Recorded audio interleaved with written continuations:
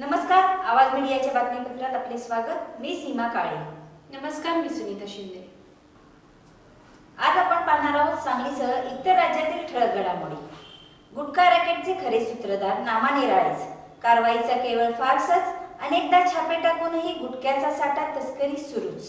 दुष्काळ निवारण उपाययोजनांना गांभीर्याने राबवा, अध्यक्ष संग्रामसिंग देशमुख यांच्या सूचना। टँकरने मानसी 50 लिटर पाणी द्या, पशुधनालाही पाणी मिळावे। हॉटेल हातगाड्यांवर छापे, अन्न औषध प्रशासनाची कारवाई, 38 जणांना नोटिसा। वाळवा तालुक्यात ऊस आंदोलनाचा भडका। महाआघाडीसाठी मोर्चे बांधणी, चंद्राबाबू यांचा पुढाकार। राहुल गांधी, पवार, अब्दुल्ला यांच्याशी चर्चा। मिरजेत ऑनलाईन लॉटरी सेंटरवर छापा, 1.5 लाखाचा मुद्देमाल जप्त। दुष्काळ निवारणाची 7.28 कोटींची उधारी, गेल्या वर्षीची रक्कम रखडली, यंदा उधारीवर डिझेल मिळेना। शेतकऱ्यांचे 70 लाख रुपये अडकले। राफेल माहिती देता येणार नाही, सुप्रीम कोर्टाच्या निर्देशनावर केंद्र सरकारची भूमिका।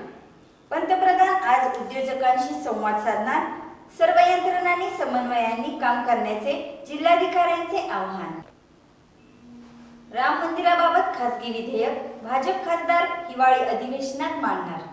इस्लामपूरमधील रस्त्यांसाठी 10 कोटीचा निधी, सदाभाऊ खोत यांची ग्वाही। रस्ता कामावर प्रारंभ, महाडिक गटाच्या पाठिंबा। मिरजेत बालकास पोलिओ आजार, आरोग्य विभागाकडून लसीकरण, नागरिकात खळबळ।